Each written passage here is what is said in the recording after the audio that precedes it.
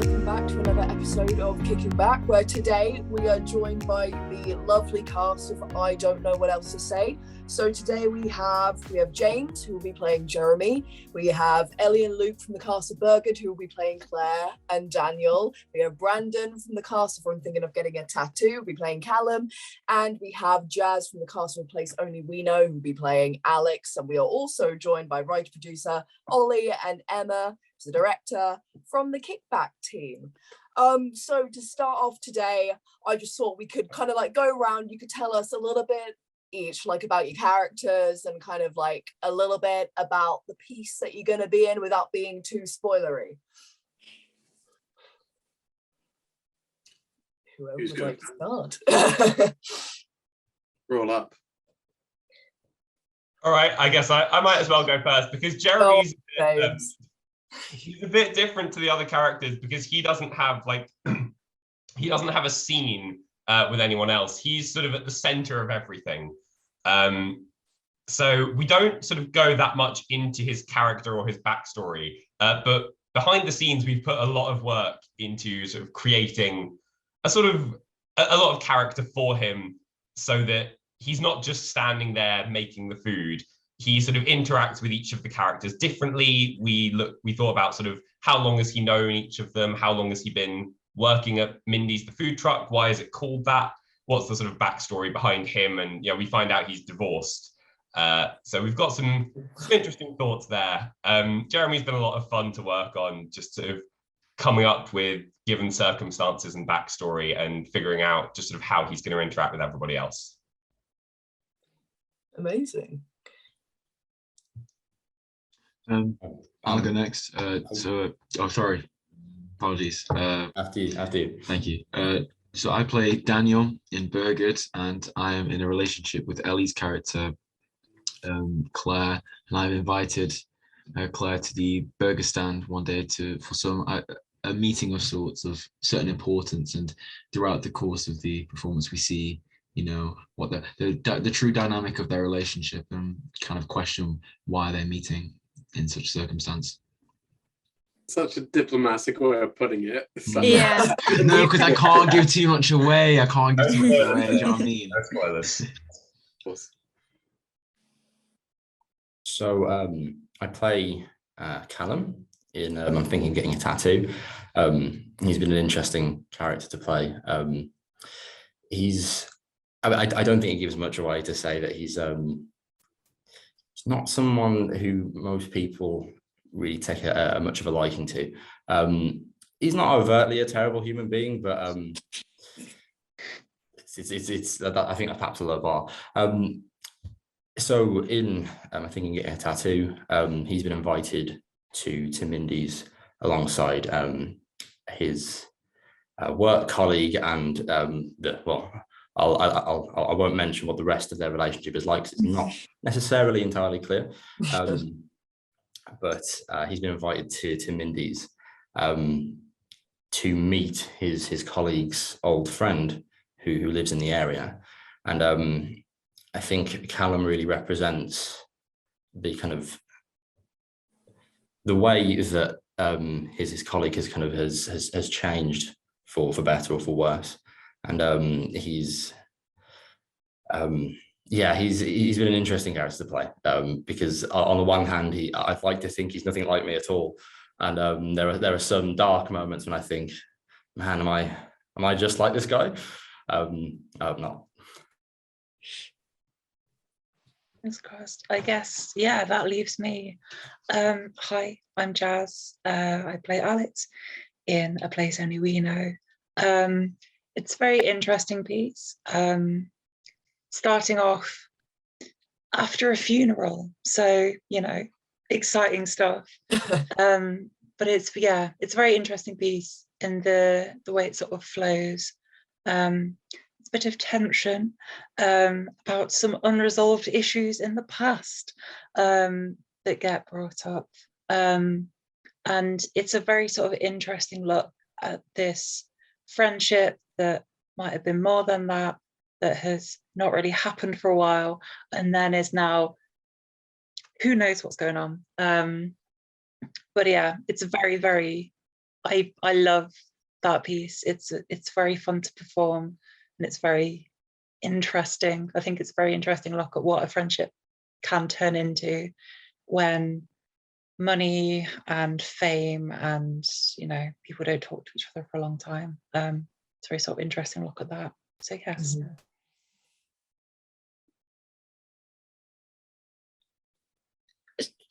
I haven't really spoke, but I should have spoke after Luke, but it's all right. Yeah, it's like, so with our storyline, it's quite nice with, obviously, with the kind of feel of the whole piece. It's so conversational. You really do get like a really true insight into their relationship, and it just feels like any other real world relationship. And so I think Claire definitely has her stuff more together than I do, but she's very quite opposite to me, but yeah, she's been a fun character to play. Amazing. Well, thank you all so much for that. A very exciting little insight to each of your characters and the little stories that you're going to kind of be a part of. So obviously a big part of kind of like this piece as a whole is that you're all kind of like paired off into little trios and like duos, and that's really interesting to me. So how did you kind of go about maintaining and building on the chemistry in rehearsals in kind of like these pairs and like groups? And obviously, James, what was that like for you, and how did you kind of like interact with the rest of the cast? Well, yeah, as we pointed out, Jeremy doesn't have many interactions with the pairs and trios around. So what I found useful was coming up with sort of, some of them he sees as sort of regulars, some he's like had conversations with, maybe knows their names, others he's never met before and is kind of getting a read on for the first time. And part of what I thought is that, you know, he's maybe a bit more withdrawn. You know, there's a sort of mystique around him in that all the characters seem to sort of think they know things about him, but he mostly keeps to himself. So I thought of him as more of a sort of background observant character rather than someone who sort of has many interpersonal interactions beyond the sort of, you know, them coming up to get food. But it has been really interesting seeing sort of all the other character dynamics and sort of what Jeremy would think of that, without wanting to sort of give too much away. Yes, Jeremy Wright. What an iconic character. All right, anyone else? I do think it's been difficult, like in our little storyline. I mean, I feel like me and Luke are really good friends anyway. And so it's like just building on kind of the outline that we've put for Claire and Daniel is that they've been together for a long time. So it's like above anything else, they are such good mates, like good friends. And so it's quite nice that like that part of mine and Luke's relationship is just like natural. As far as I'm concerned, anyway. Yeah, of course. Yeah, go on, Brandon. Okay, well, I was going to say that kind of conversely to that, I don't really have kind of, I'm meeting a lot of the cast for the first time, kind of coming into rehearsals. So, which is interesting because that is very much Callum's position. He's not from anywhere near Mindy's. He doesn't know really anybody other than Eve, who he's come with. So it's yet more parallels between he and I, which I am not happy with, frankly. But so he doesn't really kind of know anyone, and I think part of the reason why he kind of comes across the way he does, without kind of giving too much away, is that he is in this kind of new unfamiliar scenario, which is something that he's supposed to be used to, but he very much feels the need to kind of try and take some control over things, which I think is something that we can kind of all relate to a bit. But I suppose it's the way that you do that that's important, I guess. Yeah, 100%. And I know it's sort of like a middle ground with me and Lily, because I knew her. We did one of my uni pieces last semester. She was sort of on that, and so we sort of were in each other's orbits and things. And it was not until the actual audition we were in the sort of waiting room for like half an hour together, and we were like reading through this piece, and we're like, wouldn't it be funny if like we were cast together? And then we were, and I was like, cool. But yeah, it's been really nice to get to know her, and sort of we have quite a few like nice back and forths in the piece, and it's quite nice to just sort of have that.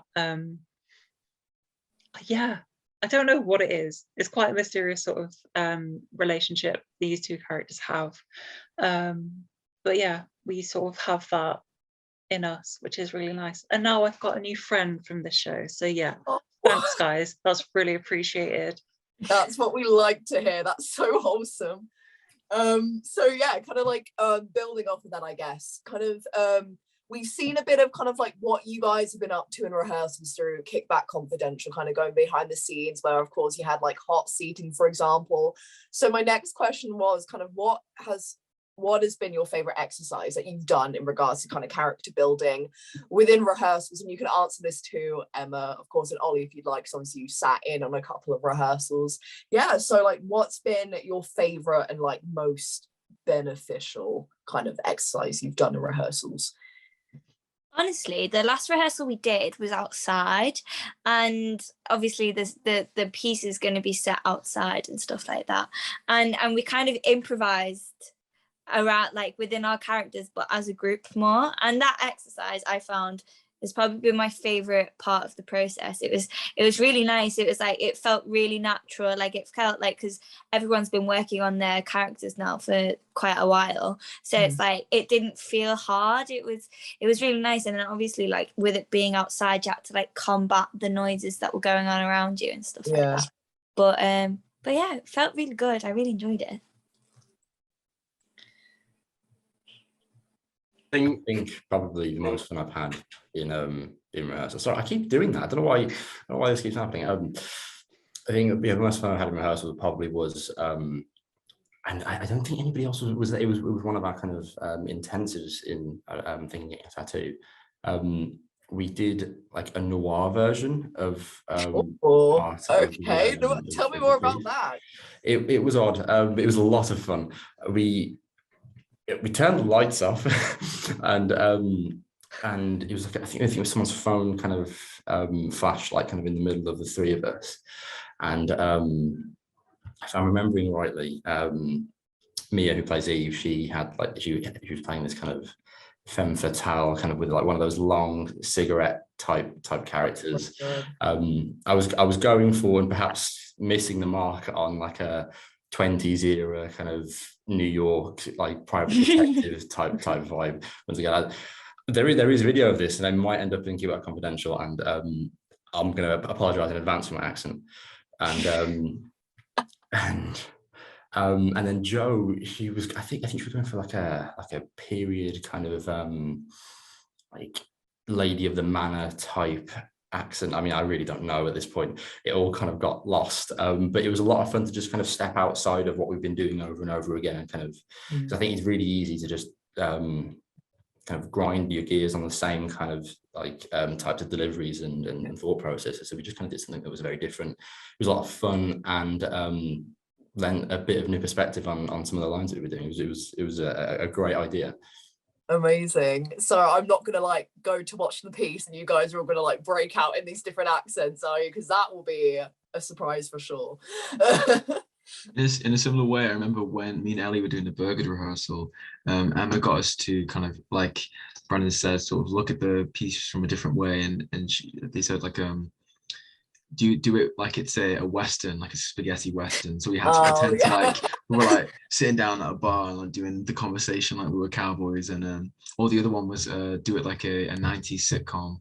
And we had like the sofa in the basement, and we were using it, and Emma had the laugh soundtrack on, so that after every single thing we said, we had to like pause and just like wait for the laugh to happen. It was amazing. Emma, why am I sensing a pattern here? Like, it's just like your directing like technique just referring to that. Her laptop's not being very good to her. Fair enough. Lost to the void once again. Good. Anyone else? James? I had a lot of fun with the hot seating back last term. Just I find it like I've directed things at the Guild as well, and it's one of my favorite exercises to do, to just completely immerse the actor in the mindset of the character.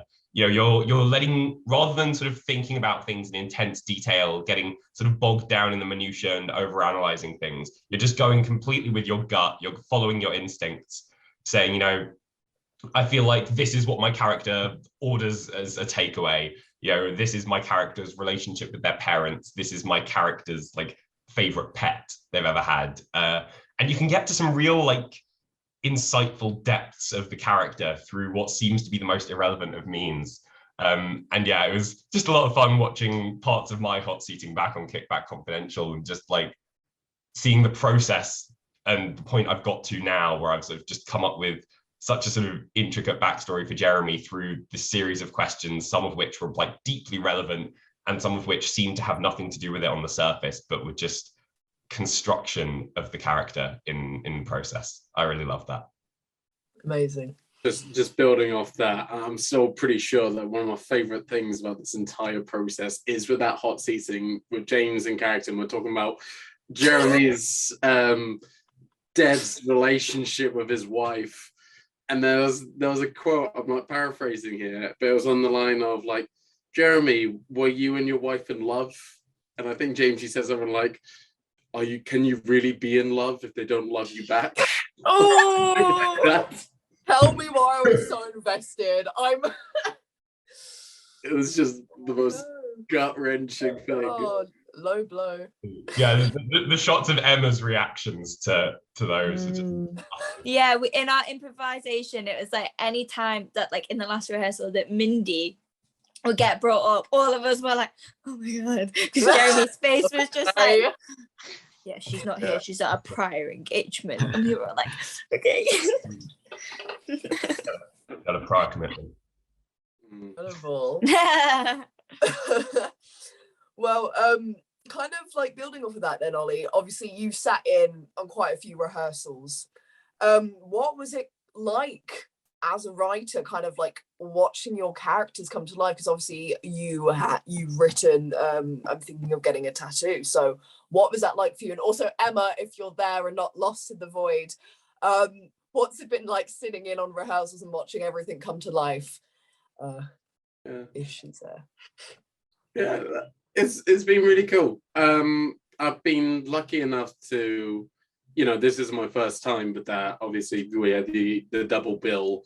Oh my god, pretty much a year ago now, or coming up to a year ago now, which I wrote both of those, and so that was a great experience. And yes, it's awesome kind of seeing that in a physical space now of just people sort of. I love it. I love giving people characters, giving people stories, and letting them make it their own. And that's kind of been something I've been trying to push of like, you've got the text and that's it. I'm not giving you anything else until you've decided for yourself what it means. And then once you have your own idea of this character and this situation, this story, I can then talk about my version of it and we can kind of compare and see how that goes. Yeah, it's been really fun. I've absolutely loved what Brandon, Mia, and Joe have done with it. I think it's really fun and really different to my original intention. And that's what this is all about. We want every audience member to have a different interpretation. 100%. Emma, how about you? Are you still there? I don't know whether this is gonna come through. Yes. Nods. Yeah, hello. Good. Got you. Hello. Hello. Oh my god.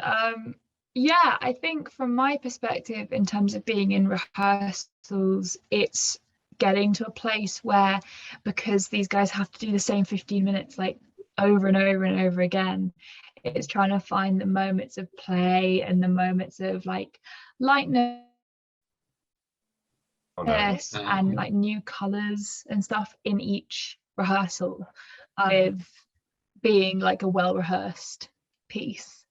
I don't know if any of that came through, but got it. Amazing. Thank you so much. I thought you lost. That's it. So it's a challenge, but also a good one. Amazing. Well, speaking of challenges, my next question is kind of like for everyone. So what has kind of been the most rewarding part of the process, and what has been the biggest challenge, do you think, for each of you? So that is an open question. I think we had an intensive where Heather, our writer, came in and watched our little like scene, and that was really rewarding because I mean, she's so lovely. She was sat there like, oh my god, I loved it, and it was like, oh my god, yes, because having a writer like say that you've done it differently to how they would imagine it, or like you've taken something that they've wrote that you've picked up on it and stuff like that, it's really rewarding. But she loved it, so that was good. I have to agree as well. That would also be what I would say. I think looking at difficulty though, there haven't been many difficulties. I think especially because of the way the text is written, it's been really easy to follow and kind of dig into. I think the only difficulty has been sort of the bogging down of it. You know, it's like Emma said, it's doing that same 15 minutes over and over and over. Sometimes it's like the words lose meaning, but kind of having that constant reassurance and, you know, dissecting of the words again, what are they actually trying to say when they say this, is kind of keeps it fresh. Yeah, 100%. I think for us, it's been quite a challenge seeing, like, because there's a lot of different ways that you can play the text, that we've got a lot of different sort of climax points of where the characters aren't on the best of terms, let's say. So yeah, no spoilers here. But yeah, it can be quite overwhelming when there's so many different sort of ways that you can play a piece. But I think it can be really rewarding in when you choose those moments where there's like text climaxes, and then you're like, this feels good. And then for some of the audience members that have come in, I know when Maya and Roe came in after they showed us the song, which was another amazing thing. But some of the things that really landed were the points that we were like, yeah, we want to sort of emphasize these moments, and because there are some lines that are really important. So in emphasizing those lines and sort of putting a lot of oomph into them, it's really rewarding when you get those gasps or you get those like, oh my god, in the audience members, which is really, really, really fun. So yeah. Something that's been quite challenging for me is this process so far is quite a test of my ability to multitask, because sort of standing in the center at the food truck, I have to be sort of constantly like active and acting and in character, but I also simultaneously have to be paying attention to multiple ongoing scenes to like take note of the times when I sort of go and interact with them. Like sometimes they come up to me, sometimes I go out to them. We had one rehearsal at the start of this term, just after we came back from the Easter holiday, where we were running it to sort of see how the structure of the piece would work. And that I just found, it was immensely fun, but it was quite overwhelming just trying to listen to Luke and Ellie and listen to Mia when she comes up to talk, and listen to Gemma and Grace having their scene all at the same time, all while like coming up with sort of tasks that Jeremy might be doing. He's making the food, he's cleaning the surfaces, he's sort of counting his inventory. But at the same time, all of that has been incredibly rewarding as well, because when it all started to come together at the end of that rehearsal, and we just had a moment where we were practicing the transition between like each play being finished, coming into the middle and starting the next one. And like, as we were coming to the end of that rehearsal, we just got it absolutely right. And it felt so satisfying, just the idea of everything coming together. And I think that's going to be happening even more as we get closer to show week.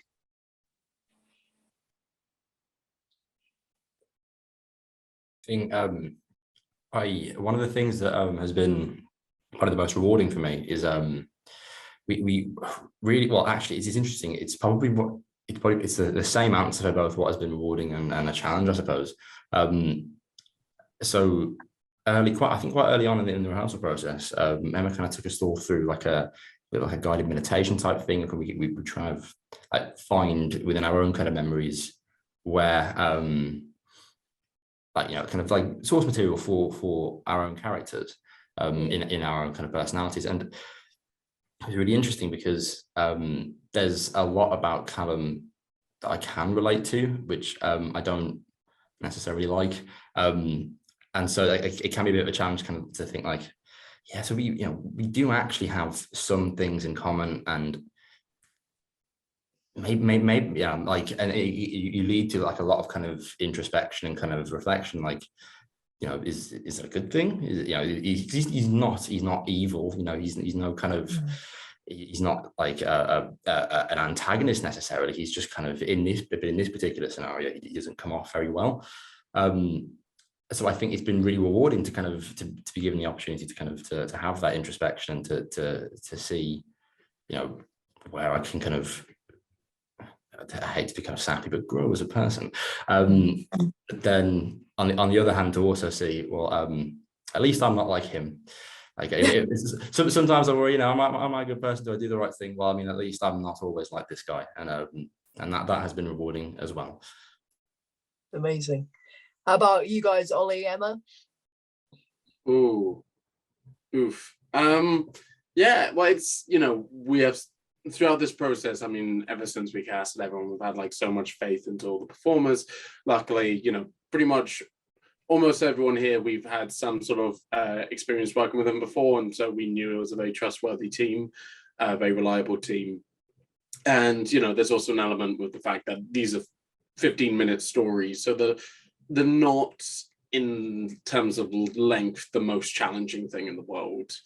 It was always going to be that framing device that's the problem. How the fuck are we gonna do this again and again and again 4 times? How the other performers gonna get sick of this? How do we make it clear to the audience how we're doing it? How are we moving the audience? And then there's just things like, oh yeah, there's a lot of references to food in this. What are we gonna do about that? So yeah, there's all those kind of tricky logistics that you don't really tend to have with a typical play. So that's been a lot of fun. And like with the cast, our prod team is a group of people that we also very much trust, and very reliable. Our stage management team are a absolute dream and have made this entire thing possible. So yeah, it's been a very interesting experience, figuring out what works, what doesn't work as well. And yeah, like with every project, we come out of it knowing more than we did before, and hope by this to our next thing. 100%. I don't know if I can be heard again. You can. We've got you. Yes, okay. It's always a thrill to be perceived. From my side personally, I think I've only worked with like 1 or 2 people in sort of a rehearsal room before, although I may have known people before, and my directing style has definitely changed sort of since then, or at least I'm trying to keep it fresh and better and get better with every project. And I always find that like you mold yourself to who you've got in the cast, so being in the company of so many new people and having changed my style and trying new exercises with these people, that's been kind of my biggest challenge, is making sure that I'm actually directing well and that I'm working for the play but also for the actors in a way that they get and that relates to them, which is why I'm so upset that my laptop missed the part of the conversation where everyone was like, what worked for them. So I'm going to listen back to this when it comes out. I genuinely had my notebook out and I was like, I'm going to write it down. Oh and no! Just stopped me out and I was like, I mean, if only we were recording this. I know, I'll have to listen to it when it comes out alongside everybody else listening to it right now. But yeah, I think hang on, are you saying that you don't usually listen to it? Are you saying that this is like an exception? Oh, no. Genuinely, Daniel. wait, no, don't The come to me. revelations here. Most of the time I'm in the whole thing, right? So why would I listen to Do you not support I've already had? do you not support the creative endeavors of Kickback Theatre? Think of the views they're missing out. Listen, the watch time. This is shocking behaviour, Emma. I won't lie. Okay, well, Fine. Oh no, my laptop's gone again. I need to leave the Zoom call. I think that's been my biggest challenge, is working with this play and kind of developing my practice for these people and for this weird concept. Amazing. Well, thank you all for that, for those lovely insights. Obviously, the play is actually coming up on us pretty soon, next month. Exciting. How are we all feeling about that? So excited. Excited. Yes. It's gonna be amazing. So much. The correct response. That was all good. I guess I've got 2 more questions. They're kind of more on the fun side. So, first one is, personally, if you could choose, what I don't know what else to say storyline would you like to be a part of, and why, if you could choose out of the 4 storylines, which is a pretty loaded question, to be honest. So, like, take a moment to think. But yeah, out of the 4 storylines, which one would you like to be a part of? And I know, James, don't cheat this one because you're technically a part of all of them, but like, in a way. Yeah, which one, if you could choose? That is a good question, but I think I know what I would say. I think I'm gonna butt the trend. I'm gonna pick the 5th answer, and I'd want to be Jeremy. I was gonna say Jeremy's as well. No, Guys. It seems like a lot of fun. You just get to make up the backstory. You just just really dial in the tragedy, just twist the knife. And I find Jeremy such an interesting character. He's such a funny guy. Well, he's not funny, but he's just like so interesting, especially the backstory that we've created. But it's really fun. Well, Other than that, I think I'd love to be like, if I could like play another one, it'd be like either A or O. Like, I just love their storyline. So good. That's what I was going to say too. Yeah, of course. Sorry, go ahead. I was gonna say, of course, number 1, Jeremy always. But if I couldn't play Jeremy, I'd probably maybe like to be in I'm Thinking of Getting a Tattoo. I like that one. Good answer. Yeah. Got biased or anything. I've absolutely loved playing Jeremy, and I really liked all 4 storylines from the start. When I auditioned initially, I think it's for 7 different characters from each of, like, across all 4 of the plays. Your range, honestly, James. Incredible. I think if I had to pick one, I would probably say Burger, just because I've never had a chance to play, like, to be in a relationship, if that makes sense. I've never played a character who's been in that kind of relationship, and I think that's something I think would be really interesting to bring out in a character. It's an opportunity I've never had and would very much like to have someday.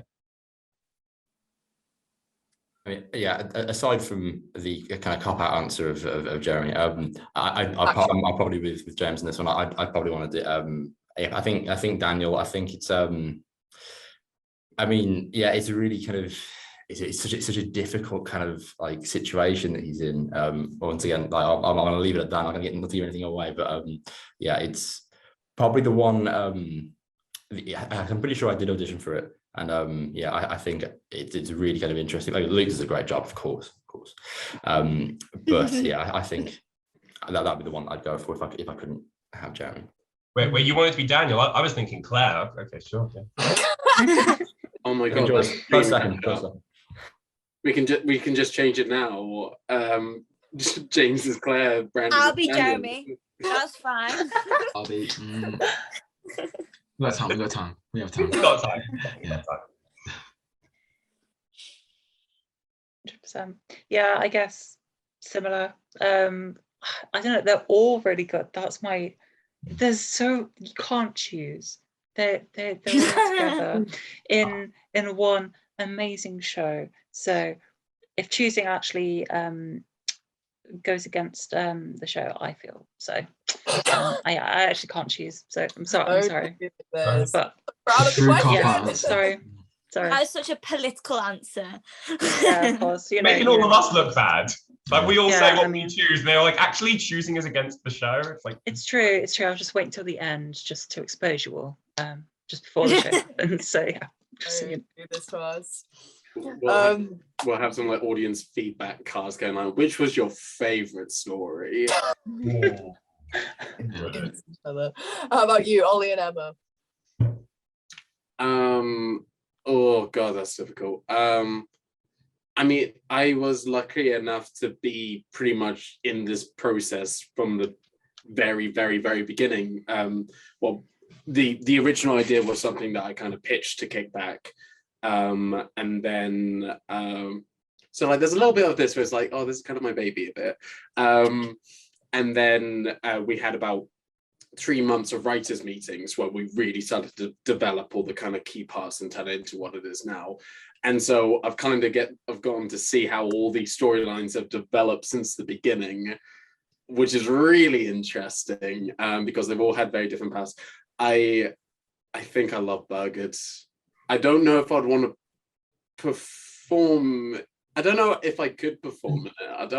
I'm not sure if I have that kind of skill set, but I just, yeah, Heather's a very good writer when it kind of blends in terms of like tragic comedy.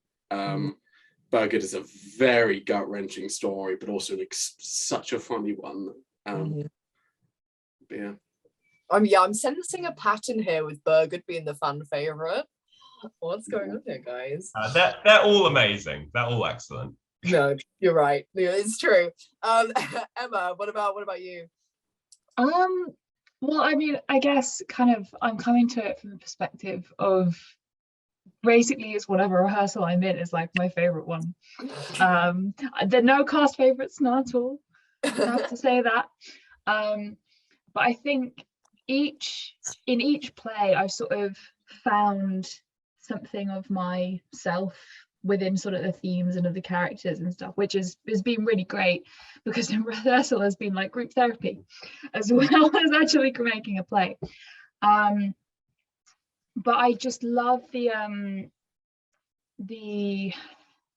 trying to find the right word, but just sort of the offhandedness of Golden Sands. So I think that's the one that speaks to me most at the minute. And is just, Kirsten has such a great like blending of really sort of deep discussions, but then also like levity. And I think it's just really playful. And it's also one of the only happy ones. Spoilers, but it's one of the only happy ones. When will it be my turn to be happy? But no, brilliant answers, everyone. Thank you. So the final question. One song that sums up each of your characters, which is another quite question. Oh, okay. Do you have an working answer? 9 till 5, Dolly Parton. Oh, hell yeah, Dolly in the house. Why Dolly Parton? Explain. Because Claire's a worker. She's a busy bee. She's got places to be, people to see, constantly working 9 till 5. What a girl boss. We love Claire. I'm gonna have to say, is it Hot and Cold by Katy Perry? Hot or You're Cold? Oh yeah. Nice. Yeah. Nice. Yeah, I know for Alex it's quite interesting because Alex is actually a musician. But yeah, so the vibes were like Girl in Red, like serotonin, like that is quite simply who I've based his character off. So yes, the entire Girl in Red discography. An excellent choice. I support.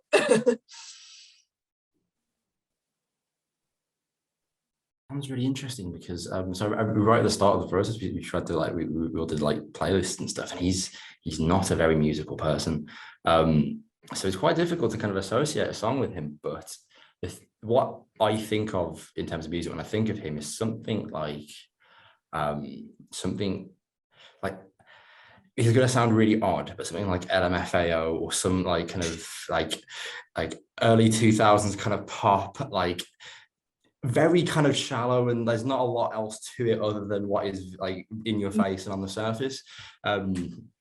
Yeah, because I don't think that he's there's a lot more to him than what you very immediately notice. Okay, I dig it. Feels like a party rock anthem slander, and I will not stand for it. Yeah. I'm sorry. I'm I sorry. returned from war. I miss that. I mean, You're we on two bangers dipped. we So have early. we have the song in the performance. We can always change it to LMFAO. It's not too late. Sorry for party rocket. Oh, such a banger. Oh yeah. Mine's might be a bit of an odd one. It's a song called Superman by Laszlo Bain. I first heard it as like it's the theme song of Scrubs, which is slightly left field. But I think it just really conveys this idea of like someone who's just an ordinary person trying to make it through the day. And I think that really sort of speaks to how I see Jeremy. You know, he's just living his life, trying to get by. You know, and there's sort of maybe there's a bit more sort of underlying feelings there, but on the surface, it is just that idea of just getting through the day. Oh, Jeremy, big respect to the guy. I cannot wait to see him in action. In saying that, that is all the questions I have. So, do you kind of have any final words, kind of anything you want to say to the kickbackies out there to come and get them to watch the show? Because obviously it's happening very, very soon. So any kind of like final statements you want to put out there into the world? When's it happening, Mia? Because I don't think we've actually officially announced it. That is, you're right. Oh, I think it might be happening from the 13th of June to the 17th of June, from 1:30 p.m. to 3 p.m. Maybe. Yeah, you might want to keep note of that, everyone watching. But yeah, if you'd like to go around, say anything you want. The floor is yours. Come and see the Come show. on. Sorry. I love it, to the point. You go. Come and see the show if you want to have a good day. Oh. Period. Yeah, Thanks. I've been in a uniquely privileged position of like physically, geographically being at the center of the show. And I've had a chance to just see nine incredibly talented actors just pouring their hearts into every line of dialogue. So if you want to be made to feel emotions, come and see the show. Watch everyone at the height of their powers, absolutely smashing it. Wow, James delivering a whole Oscar speech over here. God. I know. Oh my God. Yeah, it's like the audience is such an important part of this piece working. So you've got to come and see, otherwise, what's it all been for? Amazing. I can't speak for the other performances, but I know when it comes to thinking of getting a tattoo, if you're in the market for some awkward silences and some difficult conversations, then you're going to come to the right show. Brilliant. Amazing. It's such a good time, such great people, and yeah, it's like you're there in these conversations, living with these people. It's great, and yeah, highly recommended. Not biased in the slightest. Not in the slightest. Ollie, Emma, got anything to add?